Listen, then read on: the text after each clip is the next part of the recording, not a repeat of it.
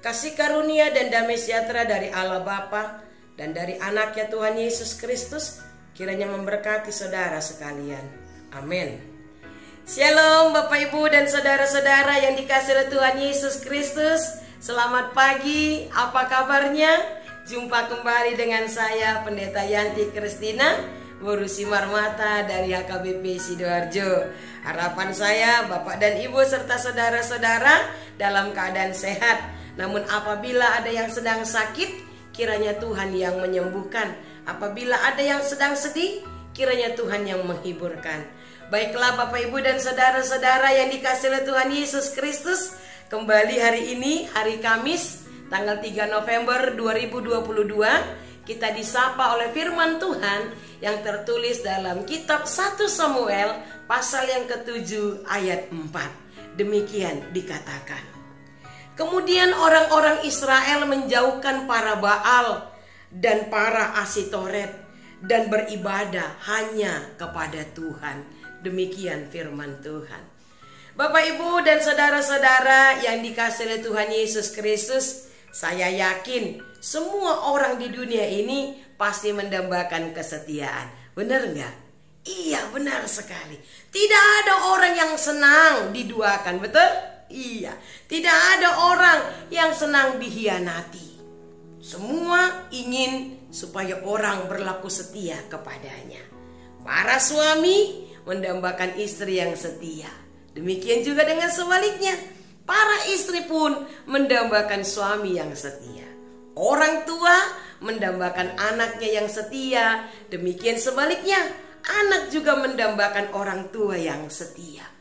Para pimpinan mendambakan bawahan, karyawan, pegawai yang setia. Demikian juga dengan sebaliknya, para karyawan juga mendambakan pimpinan yang setia. Nah, yang mau saya katakan Bapak Ibu saudara-saudara, semua orang tanpa terkecuali, dari anak kecil sampai yang sudah dewasa, kita semua mendambakan kesetiaan. Ya iyalah, mana enak hidup diduakan, betul enggak? Tidak enak kalau dihianati. Ada nggak orang yang bersuka cita ketika dia dihianati? Ada nggak orang yang bersuka cita, yang bahagia ketika dia diduakan? Terima kasih Tuhan karena temanku tidak setia kepadaku. Atau terima kasih Tuhan karena suamiku sudah selingkuh, aku sudah diduakan, dia sudah tidak setia. Ada nggak? Oh, nggak ada. Kalau ada orang yang senang, yang bahagia, yang bersuka cita ketika dia dihianati, ketika dia diduakan, ketika orang tidak setia kepadanya, berarti apa? Nong marsahid di, nong lerido ampir nih, ati amanginang. Nah, Bapak Ibu saudara-saudara yang dikasihi oleh Tuhan Yesus Kristus, kalau kita saja kita mendambakan kesetiaan, demikian juga dengan Allah Bapa di sorga. Bapa juga menginginkan supaya setiap umat manusia itu berlaku setia kepadanya. Tuhan tidak mau dihianati. Tuhan tidak mau diduakan. Masih ingat nggak hukum Taurat yang pertama?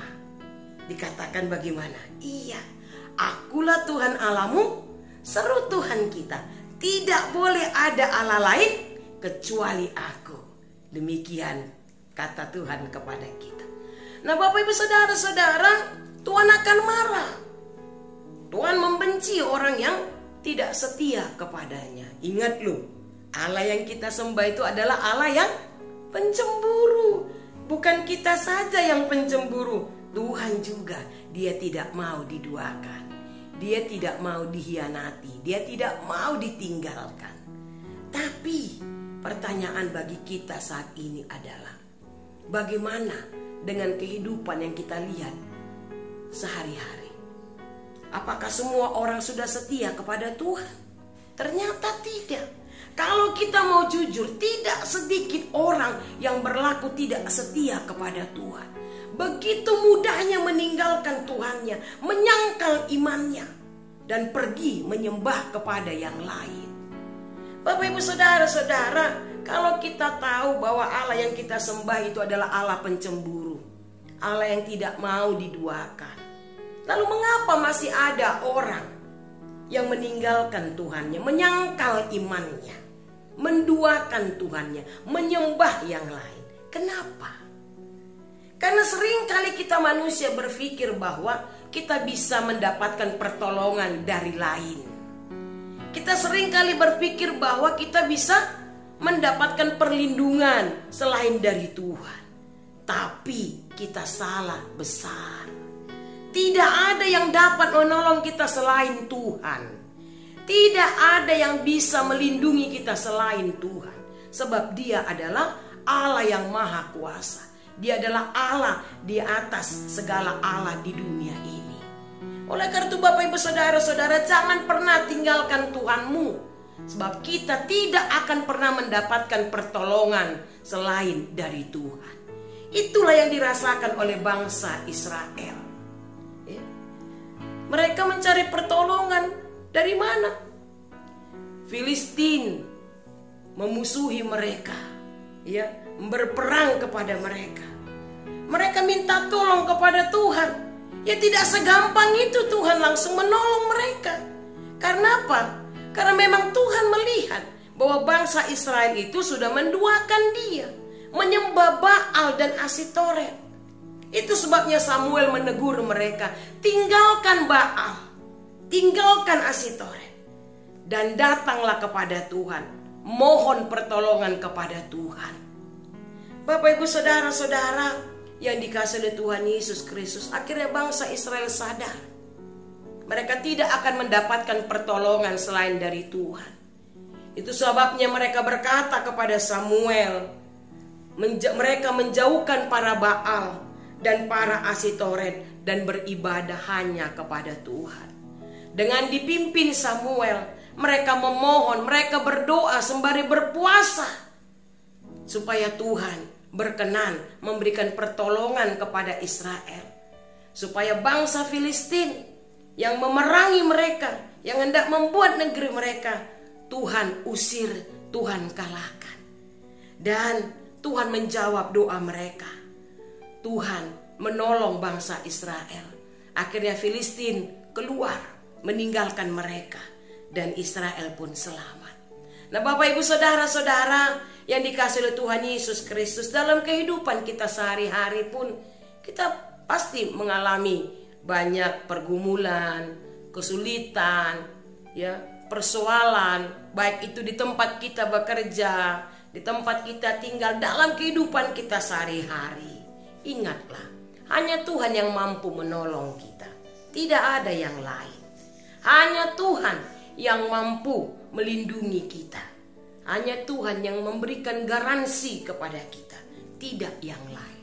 Oleh karena itu Bapak Ibu Saudara-saudara yang dikasihi oleh Tuhan Yesus Kristus, apapun itu godaan di sekitar kita yang mau membuat kita menjauhkan diri kita dari Tuhan, yang membuat kita meninggalkan Tuhan kita, jangan pernah kita dengarkan. Tetapi biarlah iman kita tetap teguh hanya kepada Tuhan. Kita tetap setia mengikut Dia. Sebab hanya Dialah yang mampu menolong kita. Amin. Kita berdoa. Terima kasih ya Bapa untuk firman yang kami dengarkan pada hari ini, yang mengingatkan kami agar kami senantiasa beribadah hanya kepada Tuhan saja. Hanya Engkau yang kami sembah, hanya Engkau yang kami percaya. Bapa yang baik, jangan biarkan kami menduakan Engkau. Jangan pernah ada di antara kami yang tidak setia kepadamu Tuhan. Sebab kami percaya, kami sadar, hanya Tuhan yang mampu menolong kami. Tuhanlah sumber kehidupan kami. Tuhanlah sumber perlindungan dalam hidup kami. Terima kasih Bapa, biarlah firman ini boleh menjadi satu penguat dalam hidup kami, memotivasi kami untuk selalu setia hanya kepadamu saja. Bapa yang baik, hari ini kami mau berdoa untuk seluruh umat-Mu Tuhan, dari anak kecil sampai jemaat yang sudah tua. Engkau berkati ya Bapa, tiap-tiap pribadi, tiap-tiap keluarga. Berkati setiap pekerjaan dari umat-Mu, berkati setiap cita-cita dan pengharapan mereka. Kami juga berdoa kepada jemaat-Mu Tuhan yang terbaring sakit, baik yang dirawat di rumah sakit maupun yang dirawat di rumahnya masing-masing. Kiranya Engkau yang memberikan kesembuhan kepada mereka.